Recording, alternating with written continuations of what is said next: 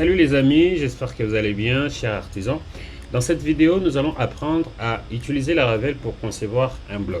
Donc, l'objectif étant de vous montrer combien c'est plus simple et plus rapide et surtout combien vous pourrez gagner du temps pour concevoir quelque chose de plus grand, de plus robuste, de plus sécurisé avec Laravel. Alors, dans cette vidéo, nous allons apprendre les bases. Comment installer, comment créer des migrations, c'est-à-dire comment on va créer nos tables et comment on va pouvoir utiliser ces tables pour lire les données, bien sûr, créer un CRUD. Mais nous allons surtout apprendre à comment intégrer un template, mais aussi comment utiliser la partie administrative pour commencer à gérer le contenu. Alors, si vous êtes nouveau à la chaîne, n'hésitez pas de vous abonner et nous allons aller tout de suite pour apprendre les concepts de Laravel. C'est parti. Alors, comme vous le savez, Laravel, si vous ne le savez pas, bien sûr, si vous ne le savez pas, Laravel a un bon site web qui présente la documentation complète du framework. Et le framework Laravel, c'est en tout cas aujourd'hui le framework qui met en lumière la puissance de PHP, ça je vous le garantis. Ce qui permet en fait aujourd'hui à PHP de grandir et c'est surtout grâce à des frameworks comme Laravel. Et c'est un framework qui est plus utilisé, surtout que ça permet de communiquer surtout avec plusieurs autres technologies comme par exemple React, parce que vous pouvez utiliser aussi React dans Laravel, du Vue.js, mais surtout d'autres technologies JS que vous pouvez utiliser pour la partie front-end. Et donc Laravel serait une solution efficace pour un back-end efficient, sécurisé et surtout moderne, parce qu'il intègre en lui tout ce qu'il faut pour concevoir un back-end partant de l'authentication de Laravel. Alors, pour installer Laravel, aujourd'hui, Laravel a fourni en fait une seule commande, ok, une seule commande qui vous permet à la fois d'installer la dernière version des PHP, parce que Laravel fonctionne souvent avec les dernières versions des PHP, et aussi que vous devez avoir Composer. Composer qui est en fait un gestionnaire des packages. Voilà, un gestionnaire des packages PHP, comme on parle de nodes de NPM. Alors Composer, c'est surtout utilisé pour la gestion des dépendances ou des packages PHP. Donc on va également installer Composer, il faut installer Composer, il faut installer PHP. Et ça, Laravel a permis de pouvoir le faire avec une seule commande. Ok, c'est nouveau, hein, c'est nouveau. Alors, il dit Installing PHP and Laravel installer. Donc on dit avant de pouvoir installer Laravel, tu dois être sûr d'avoir PHP, Composer et l'installeur de Laravel. Parce que Laravel a un installeur qui permet de pouvoir commencer à créer des projets. Et ça, si tu n'as pas PHP et Composer installé, tu peux utiliser la commande suivante pour l'installer. Que ce soit sur macOS ou sur Windows, vous pouvez utiliser cette commande. Donc vous allez venir ici et copier cette commande pour installer ces outils là, et après cela vous allez pouvoir utiliser cette commande pour installer les installeurs. Donc, moi je l'ai déjà, mais ce que je vais faire, je vais vous montrer. Donc je vais venir ici, je vais taper cette commande, je vais fermer les zoomer l'écran, voilà. Voilà, comme je l'avais déjà, mais malgré tout ça il va quand même faire la mise à jour. Voilà, je suis maintenant à 5.8. Alors, l'installeur de Laravel va nous permettre justement de créer de nouveaux projets. Donc, c'est ça vraiment son rôle et c'est très efficace, ça je vous le garantis. Alors, ce qu'on va faire, on va se mettre dans un repo pour créer un nouveau projet. Donc, on va être un peu plus... surtout, il faut savoir où est-ce que vous créez le projet. Donc là, moi par exemple, là je suis dans User Media. Donc, ce que je vais faire, je vais me placer quelque part. Je vais faire mkdir. Let's code, ou plutôt je vais plutôt dire mkdir artisan. Voilà, c'est plus mieux. Et là je vais faire je vais me placer dans ce dossier là. Donc je sais que je me suis placé dans un dossier et là je vais pouvoir créer mon projet dans ce dossier là. Donc ce que je vais faire, faisons plutôt ceci, c'est plus mieux. Voilà, donc ce que je vais faire, c'est que je vais créer un nouveau projet. Pour créer un nouveau projet, on fait Laravel new, voilà, new, et puis vous mettez les noms de votre projet. Donc dans notre cas, je vais dire my blog. Ok, voilà, et là il y a en fait une sorte d'interaction. Tu vas me demander est-ce que je vais créer projet sans Starter Kit parce que Laravel vient avec des outils pour vous permettre d'être plus efficace. Donc il y a par exemple Laravel Breeze qui lui vous permet de créer soit une application API avec tout ce qu'il y a comme authentification. Il va venir avec des outils pour l'API. Donc ça c'est vraiment côté Breeze. Donc je vais vous laisser découvrir la documentation. Il y a aussi Laravel JetStream. Alors, avec JetStream, c'est que vous allez avoir le choix d'intégrer du Vue.js ou du React dans votre application. Créer une application à single page, oui, c'est possible avec PHP. Donc, ils vont venir également avec tout ce qu'il y a comme authentification, les pages des logins, les pages des registres et tous les outils qu'il vous faut en tout cas pour démarrer votre nouveau projet. Mais dans ces cas de tutoriels, nous n'allons pas utiliser les Starter Kits. Donc on va éviter de les utiliser. On va aller no Starter Kit et on va utiliser PHP Unit. On va aller avec Pest parce qu'on va pas faire les tests dans ce tutoriel. Alors là, vous allez voir que le projet va se créer. On va patienter un petit instant. Donc il va télécharger les outils qu'il faut, les packages qu'il faut. Alors un élément que je n'ai pas mentionné, c'est que Laravel à cet instant ici ne pourra fonctionner surtout qu'avec la dernière version des Composer, donc la version 2.x ou 3.x. Donc si ils ont sorti un 3.x, mais je crois que c'est 2.x. Alors là, on va choisir la base de données. La base de données, on va aller avec MySQL. Et là, il va demander de faire voilà, il va demander de faire des migrations. Les migrations, ça veut dire que déjà Laravel a par défaut certaines migrations qu'il va lancer par lui-même, donc on ne va pas le faire vu qu'on n'a pas aussi démarré la base de données pour éviter des erreurs. Voilà, il installe tout ce qu'il y a comme test.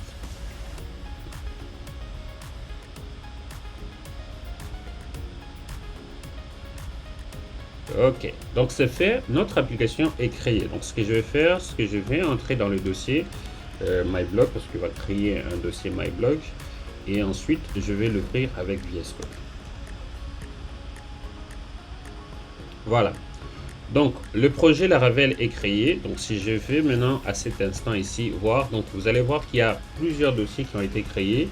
app qui est en fait le dossier principal qui va contenir ici tous nos codes PHP, ça veut dire des contrôleurs, surtout les contrôleurs et autre chose qu'on verra bien plus tard, les contrôleurs et les modèles, ça veut dire la représentation des notables et bien sûr d'autres choses.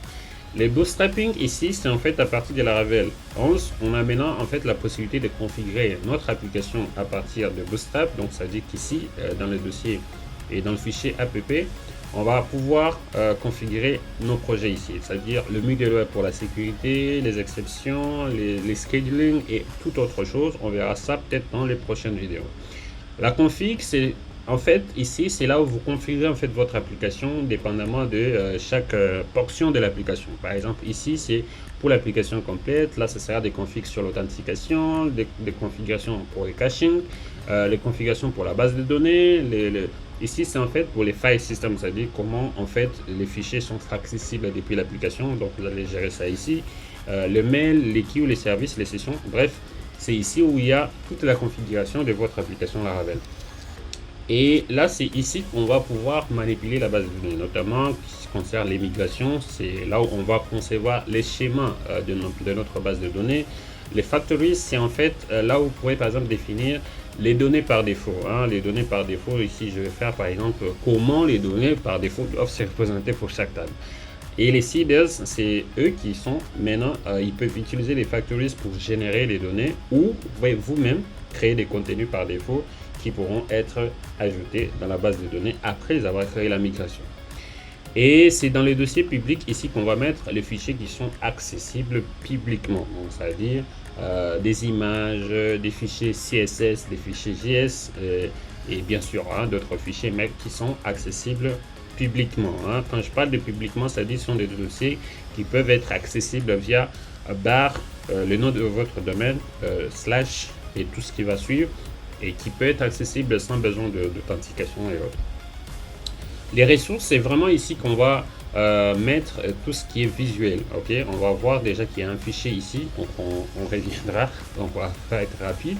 Les routes, c'est tout ce qu'il y a ici qu'on va configurer les routings, donc c'est-à-dire les différents URL de notre application seront définis ici. Les storage, c'est généralement là où on stocke les fichiers.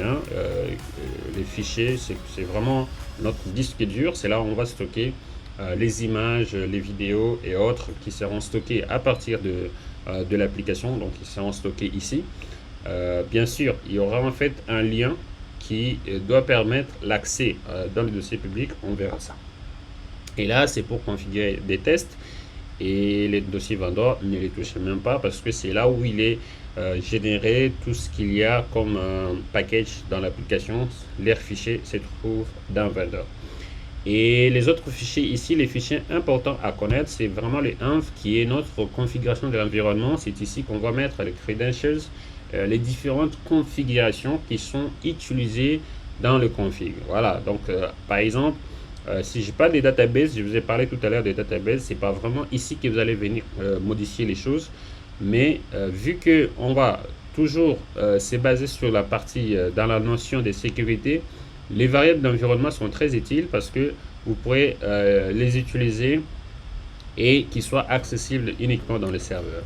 Et donc à partir d'ici, on va utiliser ce qu'on appelle par un helper de Laravel, env, donc qui lui va pouvoir utiliser la clé de la valeur stockée dans l'environnement et on va pouvoir directement être accessible depuis les configs. Voilà, donc c'est un peu ici qu'on va configurer par exemple les databases, c'est ici qu'on va gérer les caching et les logs, et c'est ici par exemple qu'on va gérer les sessions et ainsi de suite, tous les mailings par exemple, tout est ici et c'est vraiment comme ça qu'on va pouvoir configurer notre application. Alors, vous vous demandez déjà ce qu'on vient de créer, comment on va le lancer. Donc, on va venir ici, avec VS Code, pour démarrer votre terminal. Alors, je vais chercher Monsieur Terminal, il est là. Alors, ce que je vais faire, c'est que je vais pouvoir démarrer mon application. Donc, on a vu comment on peut créer l'application. Maintenant, il faut savoir comment le démarrer. Donc, ce qu'il faut, c'est utiliser PHP Artisan Serve, qui est celui qui va pouvoir démarrer notre application. Et là, il va créer un lien local. Donc, on va juste faire CTRL-clic là-dessus. Et voilà. Donc là, il s'efface parce que il a besoin en fait de la base de données. Parce que déjà au départ, il va devoir chercher la table session pour savoir que c'est une nouvelle session qui va se démarrer.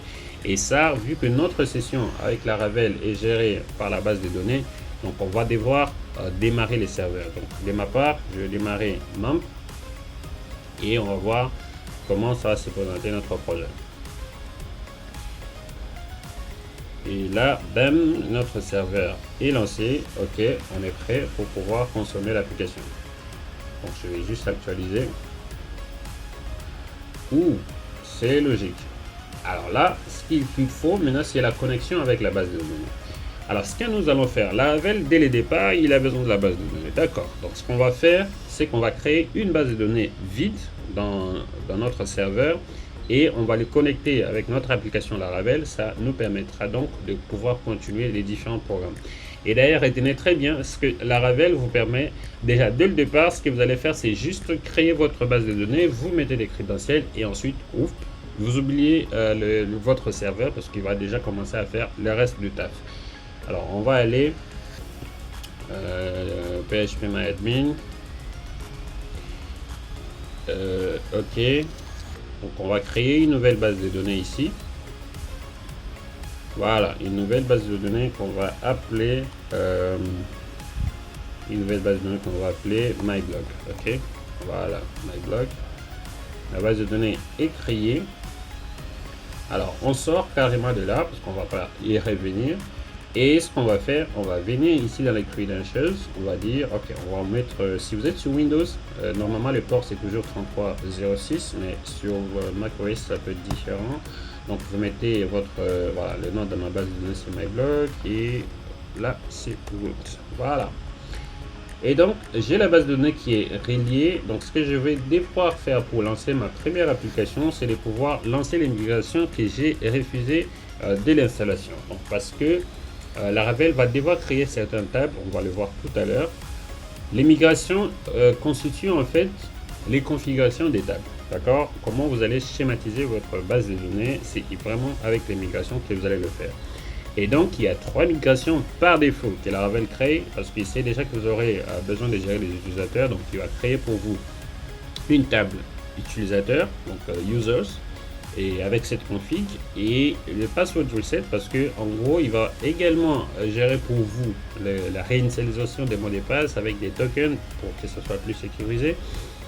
Il va également gérer les sessions. Voilà, c'est vraiment la table qu'il cherche pour pouvoir démarrer la première page parce qu'à chaque fois vous aurez peut-être besoin de savoir qui s'est connecté, qui utilise votre site web, où est-ce qu'il utilise, il a utilisé quel device, et ça c'est très important. Donc Laravel l'intègre déjà par défaut dans les systèmes.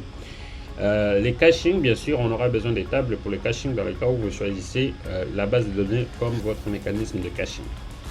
Et également les jobs, comme je vous ai parlé tout à l'heure. Donc c'est ici qu'il va gérer les tâches en arrière-plan et pouvoir communiquer par exemple l'envoi des mails, l'envoi des notifications. Donc il peut gérer cela tout en gardant les informations dans la base de données si bien sûr ces tâches ne sont pas encore envoyées ou qu'ils ont échoué d'être partis, donc il va les garder dans faire les jobs.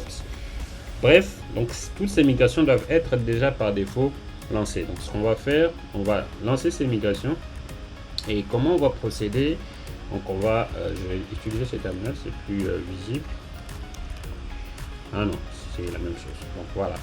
Donc ce qu'on va faire, on va faire PHP artisan migrate. Je sais pas si c'est migrate, ok. Je lance. Alors là, vous avez done, ce qui signifie que notre migration est vraiment faite et la base de données a été populaire. Donc ce qu'on va faire maintenant, c'est relancer notre application. Cette fois-ci, il n'a pas le droit de me décevoir. Voilà, c'est bien parti. Il y a une erreur que je vois là-haut. File put contents, file error broken. Laravel server online maintenance. I don't know why it is showing that error. Mais je crois que c'est bon. Je crois que c'est bon. On va voir pourquoi il montre cette erreur. On va peut-être relancer l'application. Question de se rassurer que tout va nickel. Voilà.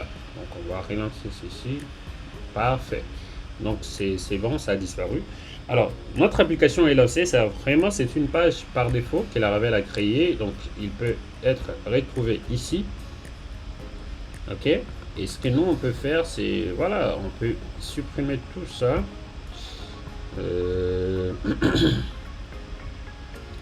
Voilà, on peut supprimer tout ce qu'il y a ici. Voilà. Et je vais mettre un H1 pour dire Hello World. Ok. Hello World.